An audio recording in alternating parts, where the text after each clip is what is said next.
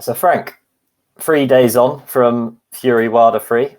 And what's the reaction now the dust has settled? Well, I've got to tell you, I don't know how Tyson or Deontay feel, but I know it exhausted me. It was like it was for me the most exciting heavyweight fight I've ever seen live. I was going to say, because after the second fight, we have a quote of you in the dressing room saying this is the best I've ever seen.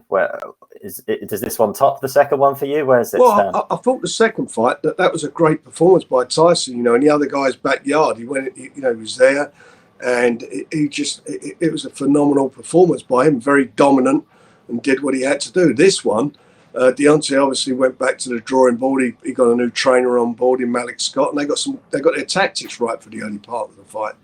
And it was just an enthralling fight. The way Tyson.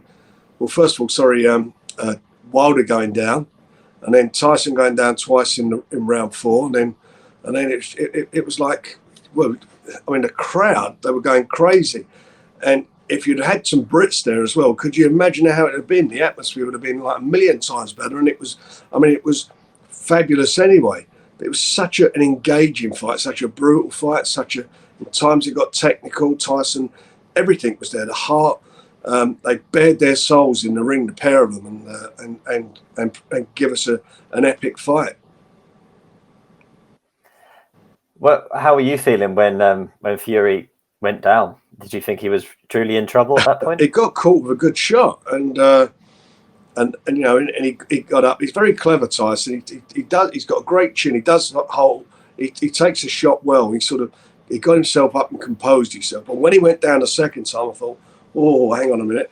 And then you think to yourself, he goes down once more, and it's all over because it would have been, referee would have called it off. But he just sort of gets his composure back, and he recovers very quickly.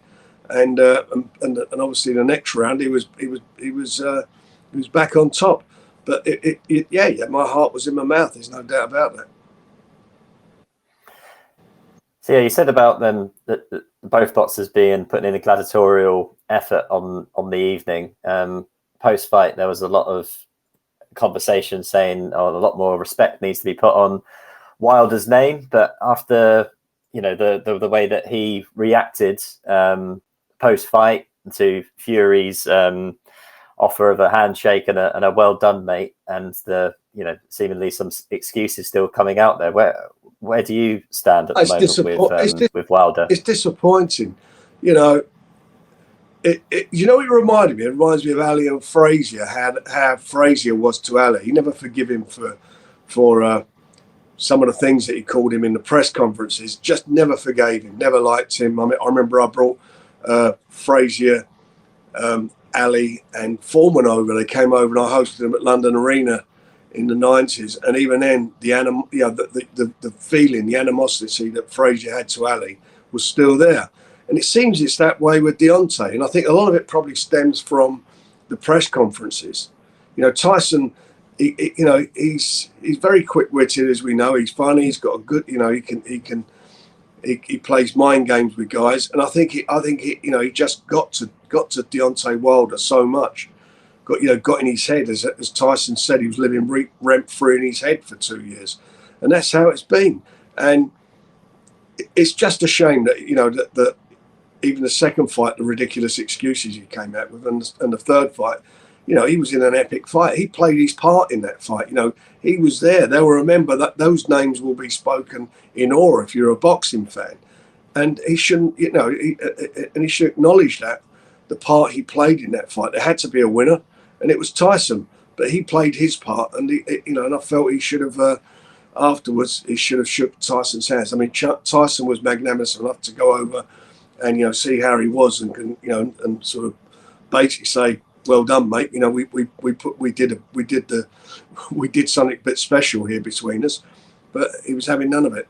So, following the past month of the heavyweight, the great heavyweight fights that we've had, and where does the landscape look now?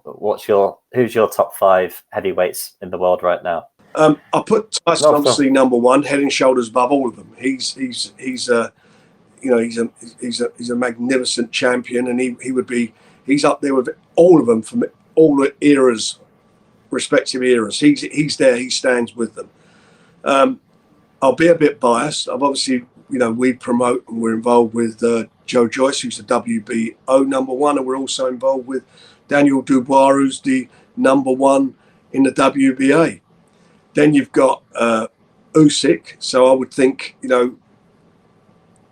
we see what he did with Anthony Joshua, and then you've got Dillian White. So if you want to put them in order, Tyson number one, Usyk number two, and I think the other three, they're all, you can call them all joint three, as far as I see it, because that's what it is. I don't think a Dillian White's got the beating of the other two guys at all.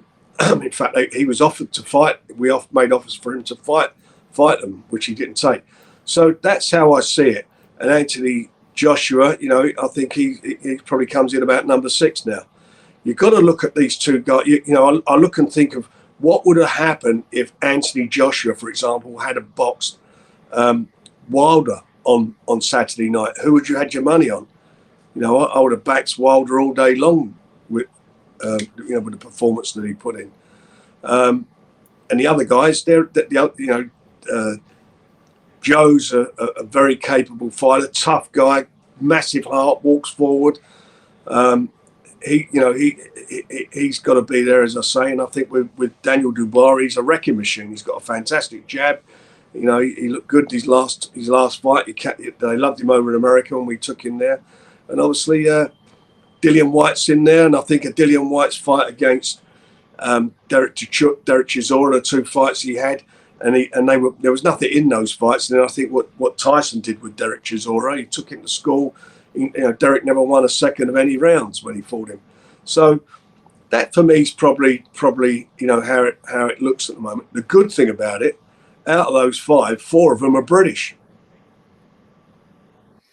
Yeah, it's a great landscape and an amazing division. So for Tyson, what does he do next? Is it Usyk, AJ2, and he takes the winner there? And does he take Dillian White if he gets through Otto Wallin? Well, first of all, he's going to have a rest. He's been in constant training all through the COVID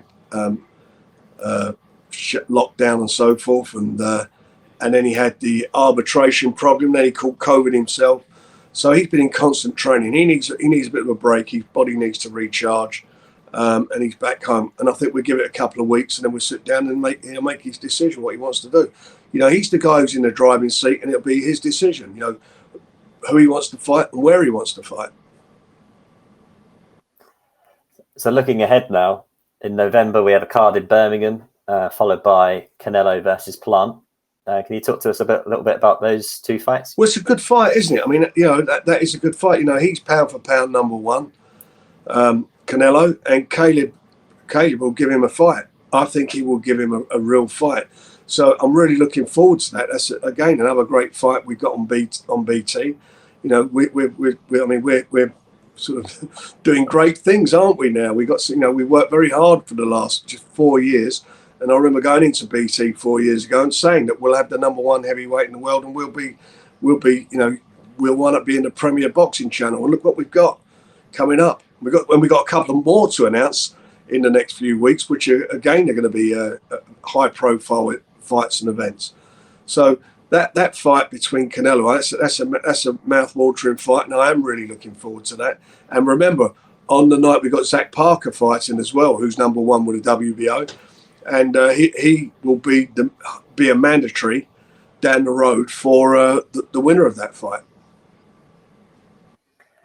40 years in boxing for yourself. How good is Canelo during your career? How does he stack up? I'm actually 45 years in boxing, but how good is he? He's an excellent fighter. I remember watching him against quite a few years ago against Floyd Mayweather, when Mayweather beat him, and Mayweather was very clever though. He made him fight.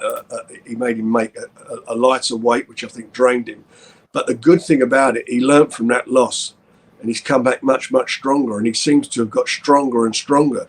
The weights he's fought, he's gone up and down in the weights. He went to light heavyweight, and he won the title there. And he's now back down to a weight that he seems to be more comfortable at, which is the super middleweight. he's a great fighter. He's a modern day great, no doubt about it. A lot of talk about Arthur versus Yarde too. Yeah, so how does that fight kind of stack up for you? What's the significance of both boxers? Well, look, for me, it was quite close last time. I thought Arthur did enough to win, and he got the result. He got the decision. This time round, it's still a close fight. They've both got a point to prove. Lyndon's ranked number one. He's with one of the organisations. He's got a number one ranking, and Yarde wants to get back into it. So he knows what he's got to do. He can't afford to lose the game, and nor can Lyndon. So I think we've got the ingredients there for a fantastic fight. It's a good quality, world class domestic bust up. It's one we're looking forward to, and then one that a lot of people are looking forward to is Tommy Fury versus Jake Paul. Is that deal close? I think we're quite close to getting it done there, and the negotiations are going on, and I'm hoping we're hoping with a fair win we'll get to a contractual stage in the next day or so. Very good. And any updates on Joe Joyce and when he's next out? Joe, we're working on, because of the outcome of this fight. We're waiting to see what happens with the governing bodies with their mandatories. So we don't want to compromise his position at the moment. So we'll see what happens in the next week or so, and then make a decision. Okay. And same question for Daniel Dubois. When can we see him out next? Daniel will fight before the end of the year. Okay. And then as we close out the year and kick off 2022, what does the landscape look like? Any other fights that you're looking to make, or any ones that you want to draw a particular attention to? Well, we're always looking to make great fights. We're obviously, Tyson's the top of the list. To get him sorted out if he wants, when he wants to fight again.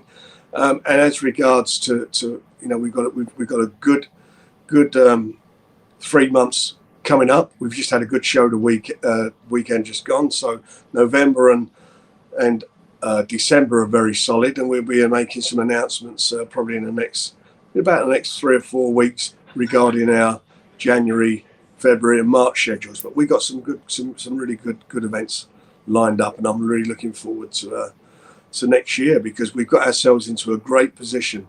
We're very, very strong. Queensberry and BT as a partnership has done really well. We've really built a platform for boxing, and we built a real good stable of fighters who box under the Queensberry banner and BT banner. We've got an excellent roster of young fighters, potential world champions, British champions, all coming through, and it's really exciting times for us. And I think 2022 will be even a bigger year for us.